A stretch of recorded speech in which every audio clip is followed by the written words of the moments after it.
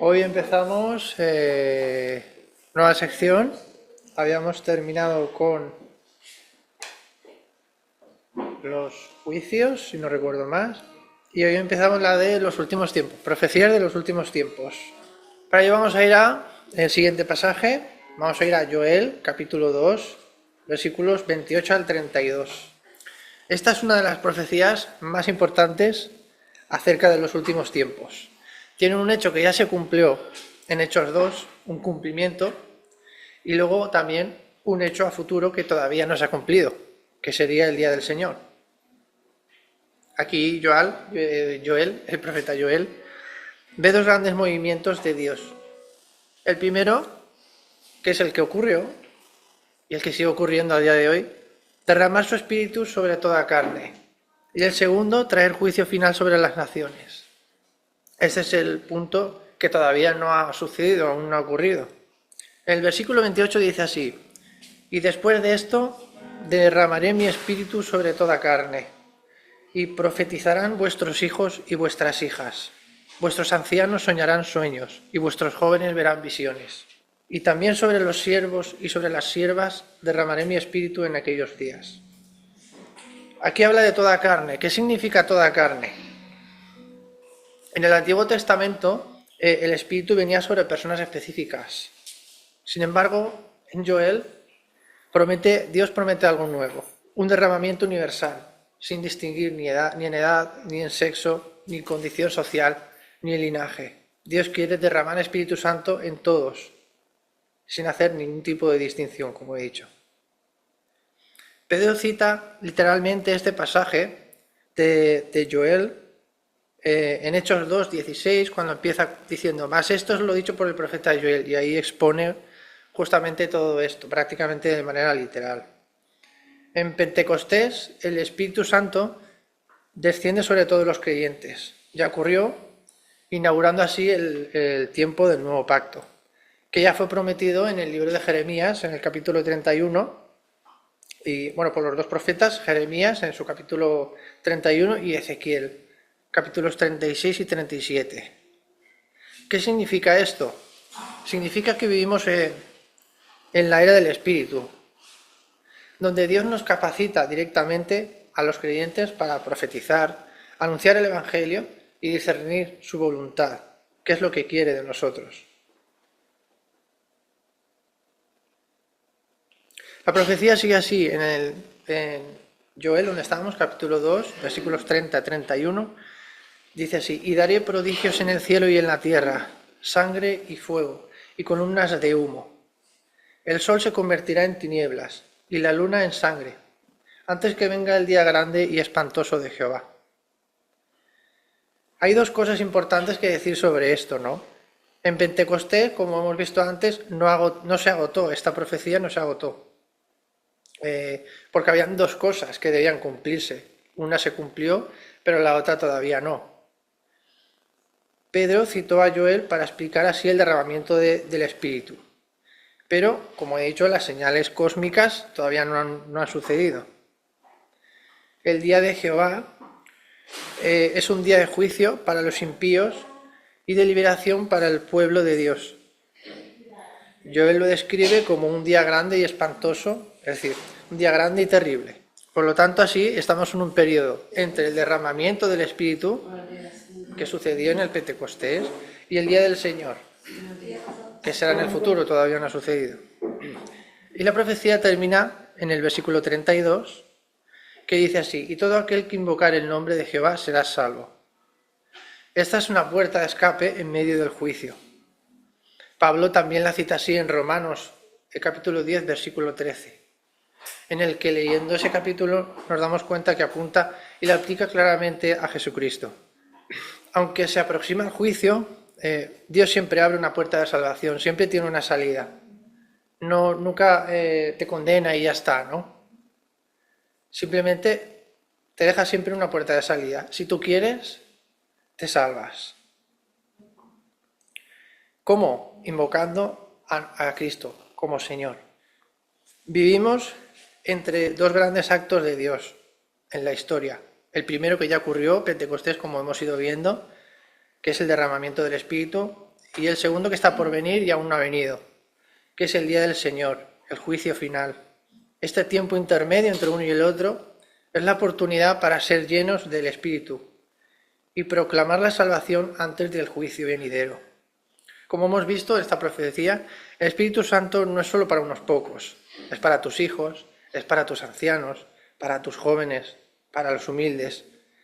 Dios quiere que todos seamos llenos de su Espíritu, que todos caminemos en santidad y anuncien su palabra con poder.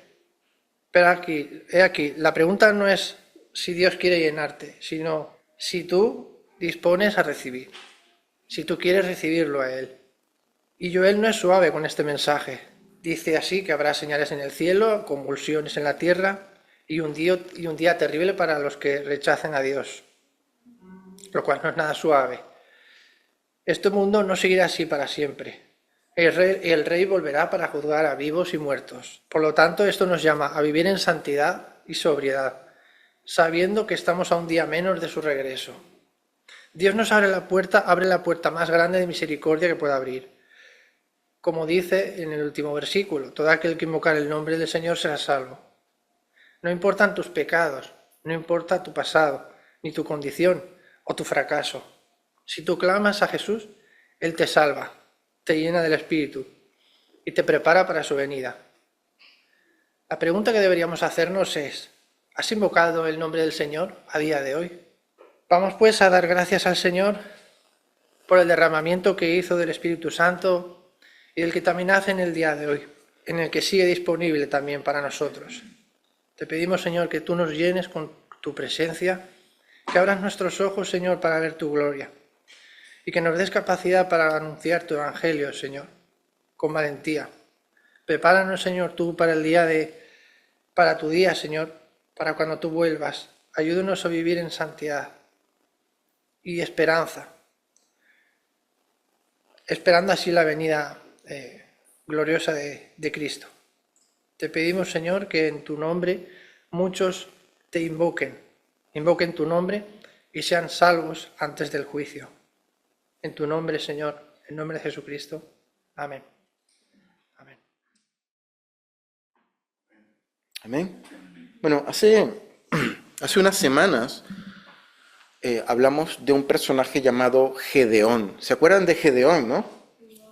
¿No se acuerdan de Gedeón? Era un hombre de la nación de Israel, de la tribu ¿se acuerdan de la tribu? ¿A qué tribu pertenecía Gedeón? No me digan que no se acuerdan que estuvimos hablando. No, era de Manasés.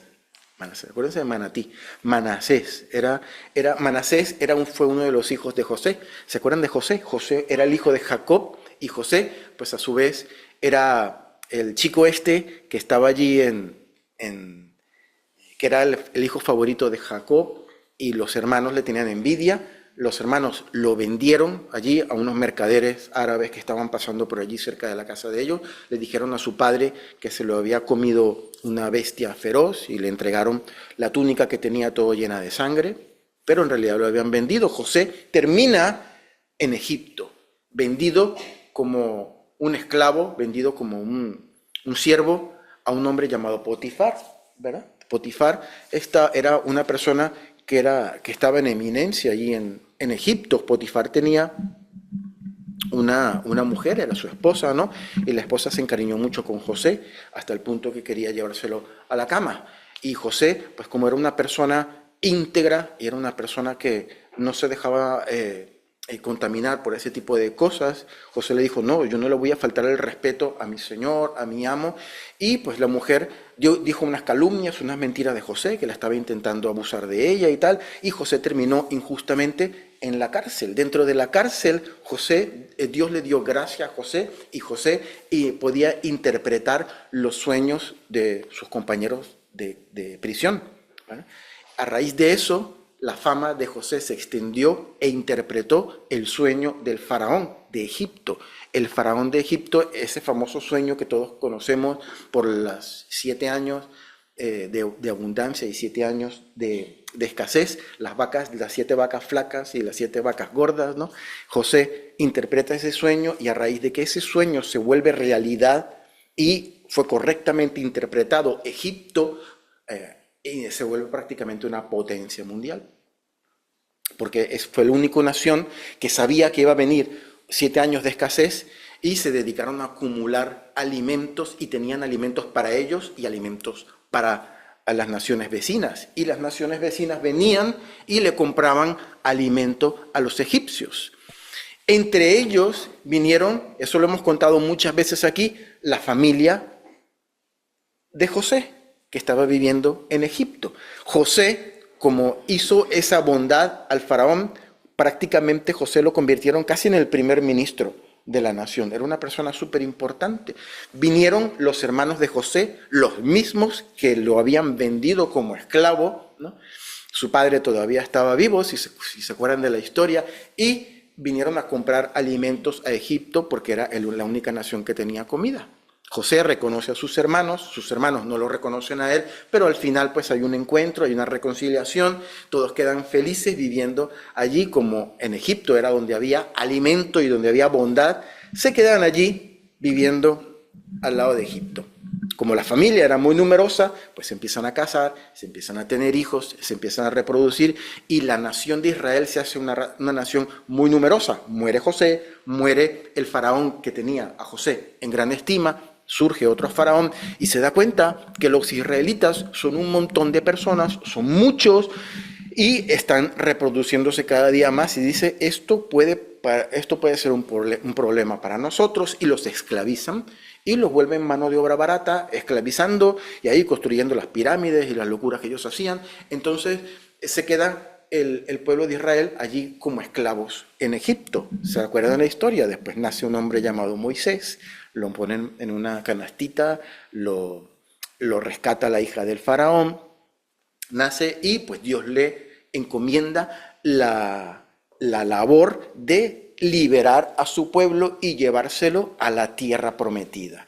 La tierra prometida era un lugar maravilloso que Dios le había prometido al pueblo de Israel, que estaba fuera de Egipto, donde iban a ir y donde iban a constituirse como nación. Pero primero tenían que salir de Egipto, ¿no? Y Dios envía las plagas, la historia que todos conocemos, ¿no? Hasta que al final el faraón dice, pues deja que se vayan, y se van. ¿Vale? Cruzan el mar, se abre el mar, toda la historia que nosotros hemos visto allí en las películas y que tenemos en nuestras Biblias.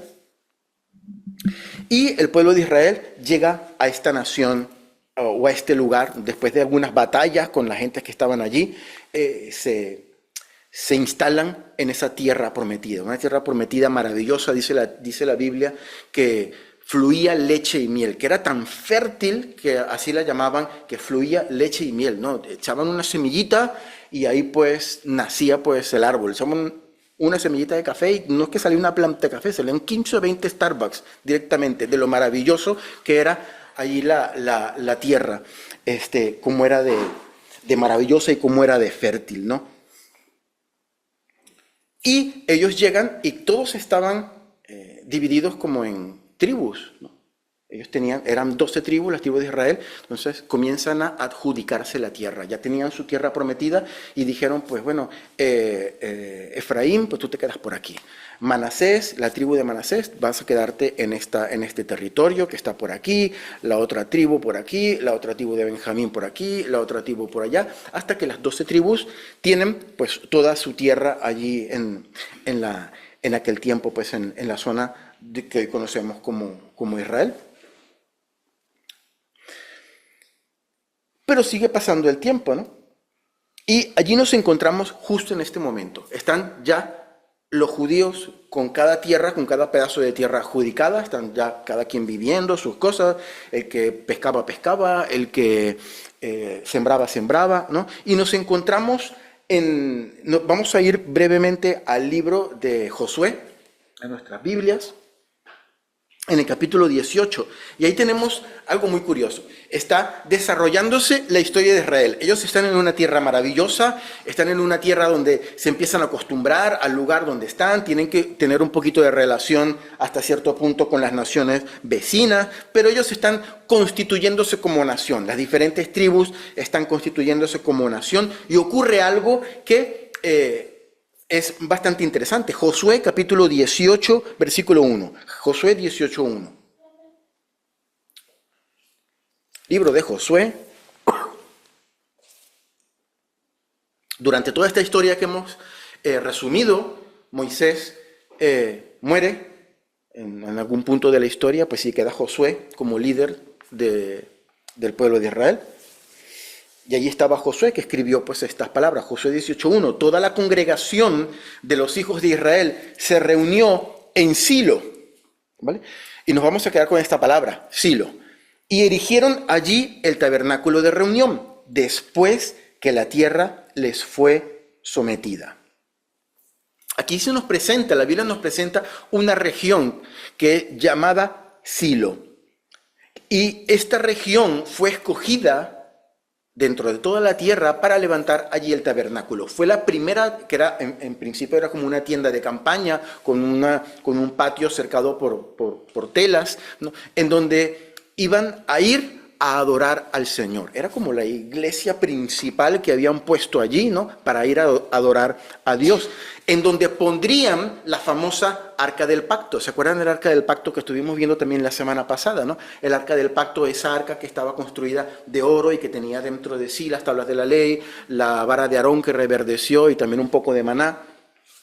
Dentro de ese lugar estuvimos hablando acerca de la tapa del Arca del Pacto, que era la propiciación, que era donde se derramaba la sangre cuando se hacía el sacrificio. Pues esa arca que representaba la presencia misma del Señor fue puesta en esa tienda, en ese lugar llamada Silo. Silo, para los más curiosos, estaba al norte de Jerusalén, en una región llamada Betel, cerca de una región llamada Betel.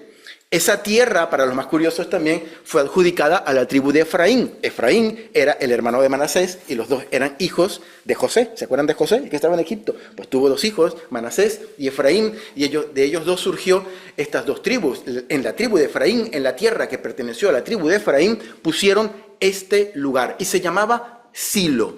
¿Y por qué el nombre es importante? ¿Por qué nos vamos a quedar con este nombre en esta mañana? Silo en hebreo es Shiloh y proviene de una palabra en hebreo que es shalach. Shalach tiene un significado. El significado de shalach es reposo, descanso, comodidad debido a la despreocupación, esa seguridad que te da el éxito.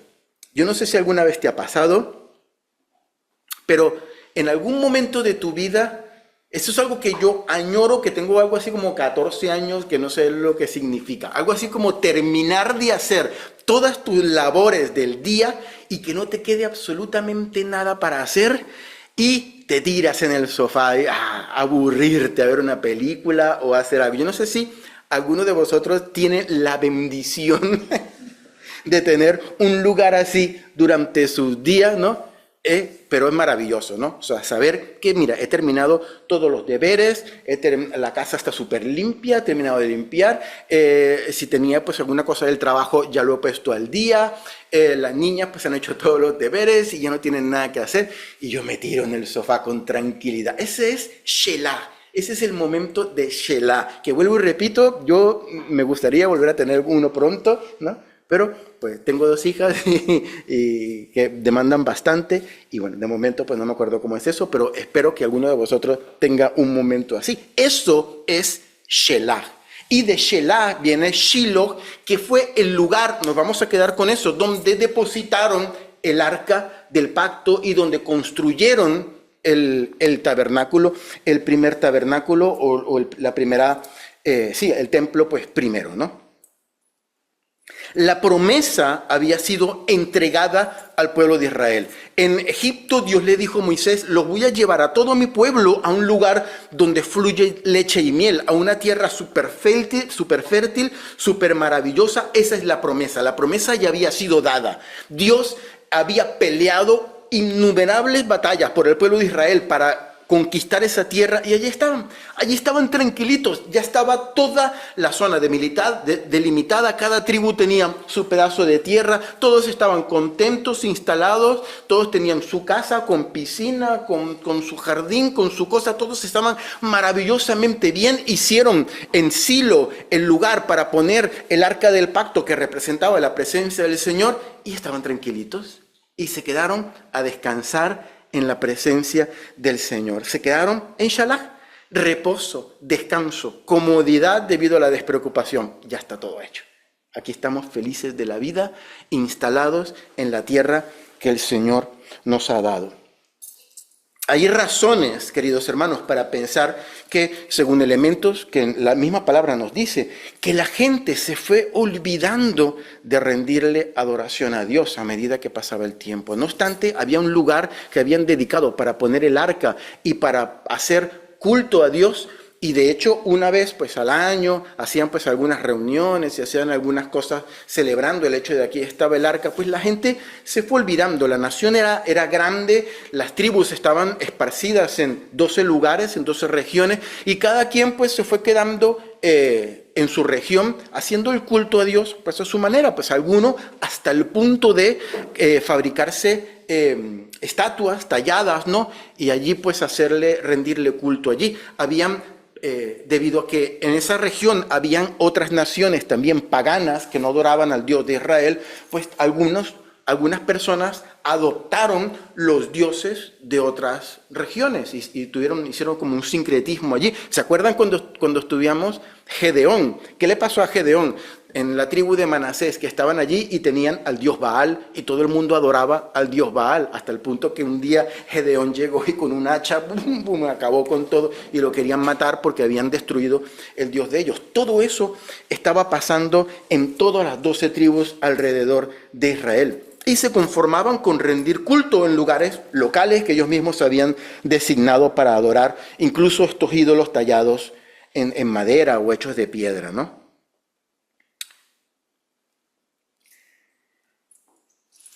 Esto ocurrió hace un montón de años, hace miles de años. Ahora vamos a hacer un salto de más de 1000 años en el futuro y nos vamos a ubicar en el libro de los Hechos, que también lo estudiamos, en el capítulo 4 del libro de los Hechos. Y esto lo quiero conectar porque esta historia inicial del Silo me recuerda mucho a la historia del inicio de la iglesia, del principio de la iglesia. Lo vamos a leer en Hechos capítulo 4, por favor, vamos a ir a Hechos capítulo 4, versículos 32 al 35. Y vamos a leer algunos pasajes bíblicos más de lo usual, porque quiero que entendáis la idea que quiero transmitiros. Hechos capítulo 4, versículos 32 al 35. ¿Lo tenemos? Aquí, en esta parte de la historia, estamos viendo el inicio de la iglesia, ¿vale? Jesucristo había resucitado, había ascendido al cielo y había dejado pues a la iglesia con los 12 apóstoles creciendo, en primer lugar en Jerusalén, donde inició la iglesia. Y esto era lo que estaba pasando con la iglesia en ese momento. Versículo 32. Y la multitud, eran muchos, y la multitud de los que habían creído era de un corazón y de un alma. ¿Qué quiere decir eso? Que tenían pues un mismo espíritu, un mismo sentir, compartían todas las mismas cosas. Y ninguno decía ser suyo propio nada de lo que poseía, sino que tenían todas las cosas en común. Mira, yo quiero que nos pongamos en el lugar de alguna persona en ese tiempo y imagínate que formamos parte de la iglesia de Jesucristo en ese tiempo. Mira qué bonito. Nadie decía que tenía cosas suyas, ¿no? Si alguien se compraba un coche, no, pues este coche es de todo, no, alguien lo necesita, pues cójalo, aquí está la llave, pues con los coches te lo llevas, ¿no? Todo era de todo. Tengo 2 casas, ¿quién quiere una? Porque me sobra una, pues yo necesito una casa, pues hay que toma tu casa, ¿no? Y a la gente tenía todo en común, nada, las personas no tenían nada para ellos. Estaban todos juntos en común. Versículo 33. Y con gran poder los apóstoles daban testimonio de la resurrección del Señor Jesús, y abundante gracia era sobre todos ellos. Maravilloso cómo estaba funcionando la iglesia. Los apóstoles daban testimonio de la resurrección. Les decía, mira, Jesús ha resucitado. Habían un montón de testigos que habían visto la resurrección del Señor. Y dice que abundante gracia era sobre todos ellos. A los hombres les iba súper bien en cuanto a la predicación educación, en cuanto a su ministerio, todo iba sobre ruedas, sobre ruedas. Versículo 34. Así que no había entre ellos ningún necesitado. Maravilloso, más maravilloso todavía. No había nadie que tuviese alguna necesidad de comida o de alguna cosa, porque todos cubrían las necesidades de todos. Sigue diciendo el versículo 34, porque todos los que poseían heredades o casas las vendían y traían el precio de lo vendido y lo ponían a los pies de los apóstoles y se repartía a cada uno según su necesidad. Nadie tenía necesidad de nada. Esto, hermanos queridos, me parece maravilloso, me parece el mundo ideal, me parece todo fabuloso. Los cristianos vendían sus propiedades, repartían todo y nadie tenía necesidad. Era el paraíso, ¿no? El que si alguna persona le hace una lectura superficial, lo que puede decir es, mira qué paraíso comunista lo que tenemos aquí. No, le falta que los discípulos por la noche se reúnan con guitarritas y con tambores ahí todos a cantar My Sweet Lord, Aleluya, o cualquier canción de ese tipo de cosas, ¿no? Pero aquí había un problema, y era un problema grave, grave, aún a pesar de que esto parecía el mundo ideal, había un problema, ¿no? Aunque nadie tenía necesidad, todo estaba motivado por lo que dice el versículo 33. Y con gran poder los apóstoles daban testimonio acerca de la resurrección de Jesús. ¿Por qué? Porque Jesús había resucitado. Pero no solamente había resucitado. ¿Qué ocurrió después de la resurrección? La ascensión. Jesús reúne a todos sus apóstoles en un lugar y sube al cielo, ¿no? Eso todos lo sabemos, ¿no? Y ¿qué les dijo? Y después aparecieron unos ángeles, ¿no? Donde estaban los apóstoles. Estaban como unos tontos mirando arriba a Jesús que se había ido. Y ahí aparecieron unos ángeles detrás. ¿Qué estáis mirando? Ese Jesús que acaba de subir va a regresar un día, como decía José esta mañana. Un día va a regresar. ¿Vale?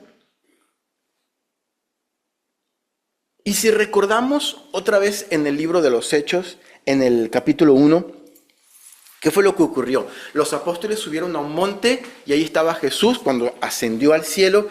Y los apóstoles le hicieron a Jesús una de las preguntas más esperadas de la historia de todo el mundo mundial y de toda la humanidad. Eran el pueblo de Israel, el pueblo escogido por Dios. Estaban siendo sometidos por los romanos, ¿se acuerdan? Eran colonia romana, el imperio romano era el que estaba en ese momento imperando, ¿no? Y había una promesa, la promesa que el Mesías iba a restaurar el pueblo de Israel, que Israel iba a ser el centro del mundo, que Israel iba a ser una nación glorificada por el Señor, era la niña de los ojos de Dios, iba a restaurar, el Mesías se iba a levantar y dice la Biblia que iba a haber una paz eterna que iba a salir del Mesías, que iba a reinar en Israel, que los iba a sacar de esa esclavitud, que le iba a devolver a Israel la gloria que le pertenecía al pueblo elegido por el Señor. Eso era lo que estaban esperando los judíos. De hecho, ¿cuál fue la pregunta clave que le hicieron los apóstoles a Jesús justo antes de ascender al cielo? La pregunta es, ¿restaurarás el reino de Israel en este tiempo? En otras palabras, Jesús estaba a punto de subir al cielo y los apóstoles dijeron, vale, Señor, diste tu enseñanza, el evangelio, todo muy bien, fabuloso. Moriste en la cruz por los pecados de la humanidad, perfecto, fabuloso, check, ¿no? Segundo, resucitaste, doble check, fabuloso. Ya no van a poder decir que el Mesías murió. Ahora toca Jesús, ahora toca. ¿Vas a restaurar el reino de Israel en este momento? Y Jesús les dice, lo que vaya a ocurrir ahora es cosa del Padre. En este momento se abre un paréntesis y tenéis una misión que vosotros tenéis que hacer. Dice Isaías 9:7, lo voy a leer rápidamente, no hace falta que lo busquéis. Esto era lo que tenía que ocurrir con el reino de Jesús. Lo dilatado, lo grande de su imperio y la paz que Jesús iba a traer no tendrán límite. Dime tú si Jesús trajo la paz y ahora pues hay mucha paz en Medio Oriente. sobre el trono de David y sobre su reino, disponiéndolo y confirmándolo en juicio y en justicia, desde ahora y para siempre. El celo de Jehová de los ejércitos hará esto. Esto es lo que estaban esperando los judíos en ese momento. ¿Pasó o no pasó? ¿Restaurarás tú el reino de Israel en este tiempo? Si tú vas y le preguntas a un hebreo, a un judío de etnia judía allí en Palestina, si Jesús es el Mesías, él te va a decir, ¿qué Mesías va a ser? Si se murió. El Mesías tenía un objetivo, restaurar la gloria del pueblo de Israel y traer paz eterna. ¿Qué paz hay en Medio Oriente ahora? Y le podemos decir, no, pero es que él se fue y cuando regrese lo va a hacer. Entonces el judío te dirá, vale, cuando vuelva y lo haga, entonces hablamos. De momento, ese Señor no es el Mesías. Pero los primeros creyentes que eran judíos vieron al Jesús resucitado y entendieron la implicación espiritual que todo eso traía, ¿no? Por eso cobraba importancia la pregunta que le hicieron a Jesús. ¿Y qué le responde Jesús en Hechos capítulo 1, versículos 6 al 9? Entonces los que se habían reunido le preguntaron, Señor, ¿restaurarás el reino de Israel en este tiempo? Y Jesús les dijo, no os toca a vosotros saber los tiempos o las sazones que el Padre Celestial puso en su sola potestad. En otras palabras, eso el Padre lo sabe y no es problema vuestro, ¿vale? Pero recibiréis poder cuando haya venido sobre vosotros el Espíritu Santo. Esto sí os interesa a vosotros, lo del poder del Espíritu Santo. Y me seréis testigos en Jerusalén, aquí donde estábamos cerquita de Jerusalén, en toda Judea, un poquito más lejos, en Samaria, más lejos todavía, y hasta lo último de la tierra. Y habiendo dicho estas cosas, viéndolo ellos, fue alzado y le recibió una nube que le ocultó de sus ojos. Jesús no especificó que en ese momento iba a estar como rey Mesías, iba a restaurar el reino de Israel. Él les dijo, eso es cosa de Dios, del Padre, ¿vale?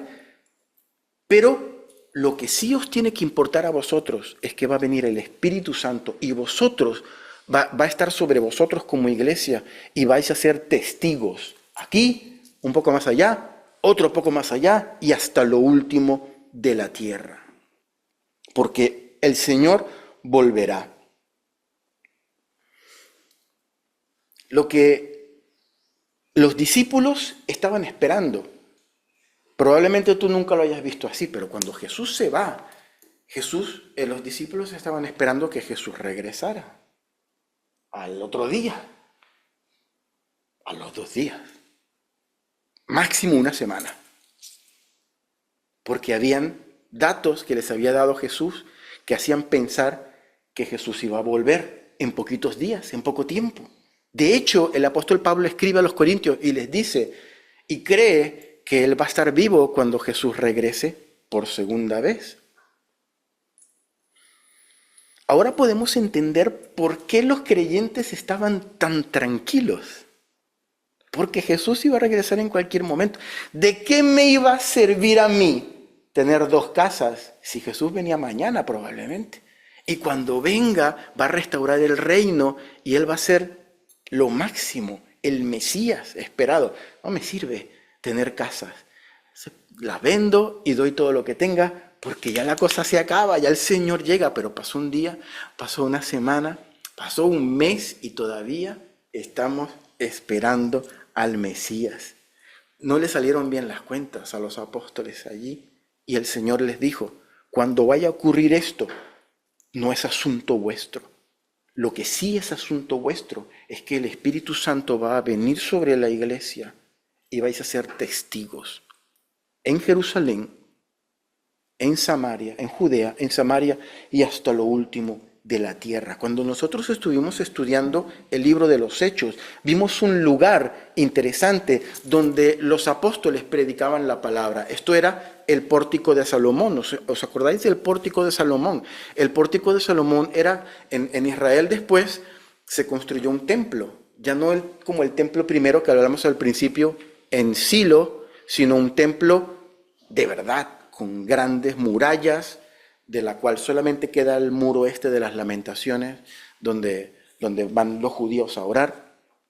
Un templo de verdad grande, con un patio grande, con un templo por dentro. Pues en ese lugar había un pasadizo, como una especie de galería, que se llamaba el Pórtico de Salomón. Y allí iban los apóstoles a predicar la palabra, porque los judíos iban a orar al templo 3 veces al día. Entonces ellos estaban allí predicando la palabra del Señor. Y esto lo vemos, para recordarlo, en Hechos capítulo 5, versículos 12 al 14. Hechos 5, 12 al 14. Aquí nombramos el Pórtico de Salomón. Y por la mano de los apóstoles se hacían muchas señales y prodigios en el pueblo. Los apóstoles oraban y habían personas sanadas, y habían personas liberadas, y habían maravillosas señales y prodigios. Y estaban todos unánimes en el Pórtico de Salomón. Allí estaban, allí en el Pórtico de Salomón, todos estaban juntos, reuniditos allí. De los demás, ninguno se atrevía a juntarse con ellos. Y esto es importante, fíjate lo que estaba pasando. Aunque habían señales y prodigios, nadie se atrevía a juntarse con los apóstoles, mas el pueblo los alababa grandemente. O sea, eran admirados, eran queridos, pero no, yo no me junto con esto, ¿vale? Y los que creían en el Señor aumentaban más, gran número, así de hombres como de mujeres. Esta tranquilidad, hermanos, de los primeros creyentes era el silo de ellos. Ellos estaban tranquilitos porque ya todo había ocurrido.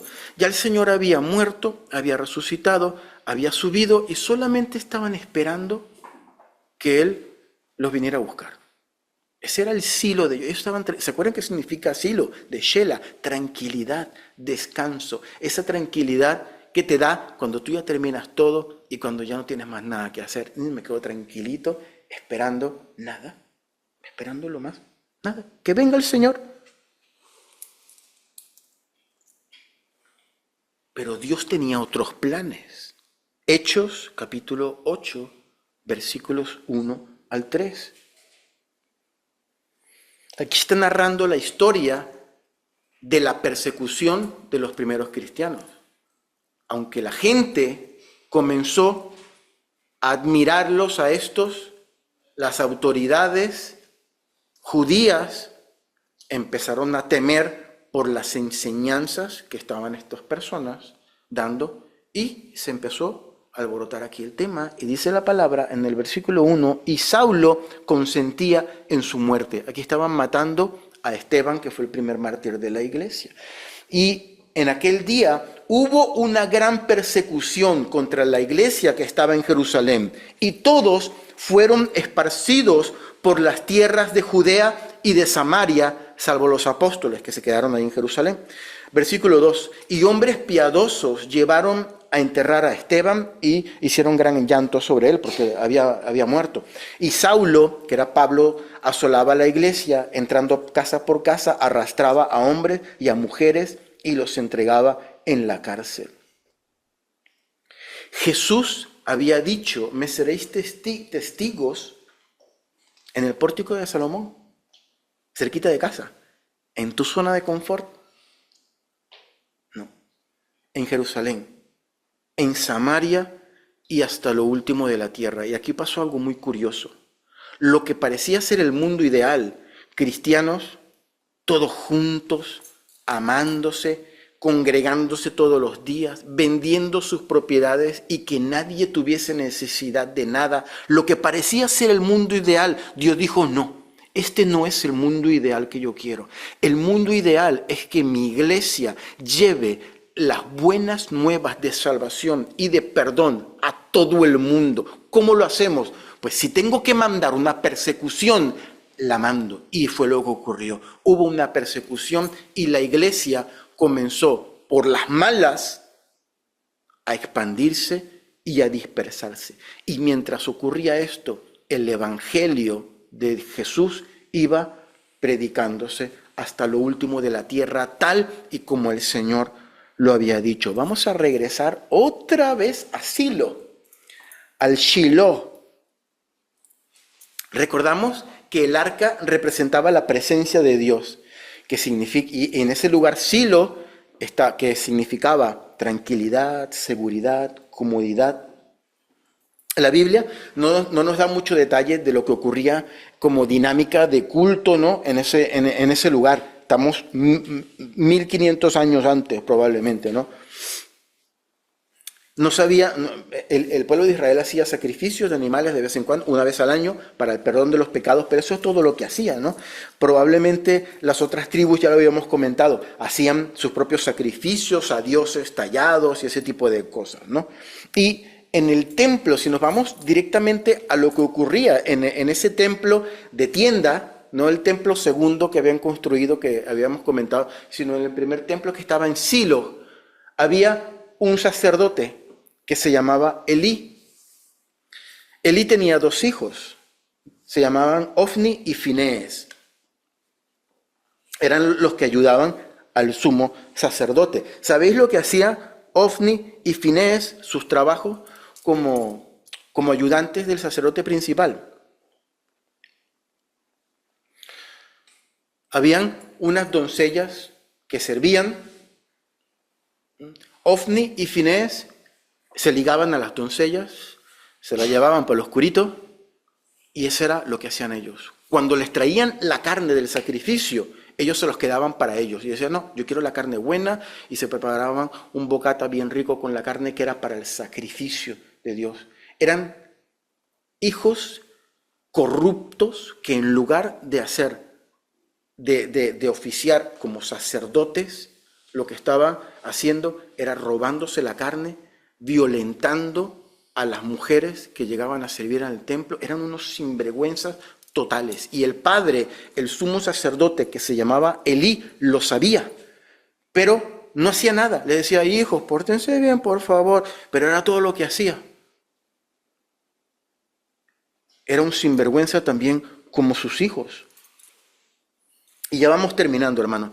Y quiero llegar a una conclusión bastante interesante que creo yo que nos puede servir para reflexionar en nuestras vidas, ¿no? En 1 de Samuel, vamos a buscar 1 de Samuel capítulo 4.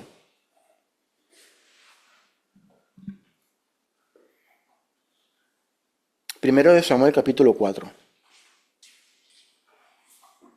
Y con esta porción de la palabra, que es un poquito larga, pero la vamos a leer.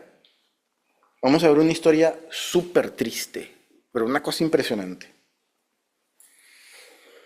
Lo tenemos, 1 de Samuel 4.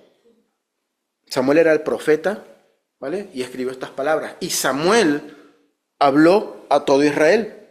Por aquel tiempo salió Israel a encontrar en batalla a los filisteos, ¿no? Ellos ya estaban en su nación, pero venían los filisteos y peleaban contra Israel, ¿no? Entonces Israel también se levantó en pie de guerra y fue a pelear contra los filisteos. Y los filisteos, versículo 2, presentaron la batalla a Israel. Y trabándose el combate, Israel, o sea, se enquistó la cosa, ¿no? No iba ni para adelante ni para atrás. Israel fue vencido delante de los filisteos, los cuales hirieron en batalla en el campo como a 4,000 hombres. Y 4,000 hombres judíos, ¿no? Y cuando volvió el pueblo al campamento, los ancianos de Israel dijeron, ¿por qué nos ha herido hoy Jehová delante de los filisteos? ¿Qué está pasando allí? ¿No? Los guerreros judíos fueron vencidos por los filisteos. Los filisteos eran unos incircuncisos, unos hijos del diablo, paganos, enemigos de Dios. Y el pueblo de Dios fue vencido por estos incircuncisos paganos, ¿no? Y cuando llegaron, los ancianos del pueblo dijeron, pero ¿cómo puede ser posible esto? Nosotros somos el pueblo escogido, somos los guay, somos los buenos de la película, y estos que son los demonios nos vencen a nosotros. ¿Cómo es posible eso? ¿No? Entonces siguieron diciendo en el versículo 3, traigamos a nosotros de Silo el arca del pacto de Jehová. Ay, ay, ay. ¿Qué dijeron los ancianos? Nosotros tenemos en un lugar donde estábamos tranquilitos y cómodos y en nuestra zona de confort La presencia de Dios, el arca la tenemos en Silo. Vamos a buscarla, vamos a traer la presencia de Dios, que cuando traigamos la presencia de Dios al campo de batalla, Dios nos va a ayudar a vencer la batalla. Un plan redondo, maravilloso, ¿no? Dice, traigamos a nosotros de Silo el arca del pacto de Jehová, para que viniendo entre nosotros nos salve de la mano de nuestros enemigos. Y envió el pueblo a Silo y trajeron de allá el arca del pacto de Jehová de los ejércitos, que moraba entre los querubines. Y los dos hijos de Elí, Ofni y Finés, estaban allí con el arca del pacto, ¿no? Comiéndose los bocata de carne mal hecha ahí. Versículo 5. Aconteció que cuando el arca del pacto llegó al campamento, nos podemos imaginar un poco, ¿no? Cogen el arca del pacto, entre júbilo, entre alegría, nos vamos a llevar al elemento clave que va a producir la victoria del pueblo de Israel, porque es la presencia de Dios, ¿vale? Y se la trajeron justo al campo de batalla. ¿Qué pasó en el versículo 5? Aconteció que cuando el arca del pacto de Jehová llega al campamento, todo Israel gritó con gran júbilo que la tierra tembló. O sea, fue tanta la algarabía, fue tanta el gozo que llegó la presencia del Señor allí, que la tierra tembló como si hubiese sido un terremoto. Versículo 6. Cuando los filisteos oyeron la voz de júbilo, dijeron, ¿qué voz de gran júbilo es esta en el campamento de los hebreos? O sea, desde el campamento de los filisteos escucharon la fiesta que había en el campamento de los hebreos, porque había llegado la presencia del Señor, el arca, al campamento. Versículo 7. Y los filisteos tuvieron miedo. Hasta cuando escucharon eso, tuvieron miedo, porque decían, ha venido Dios al campamento. Y dijeron, ay de nosotros.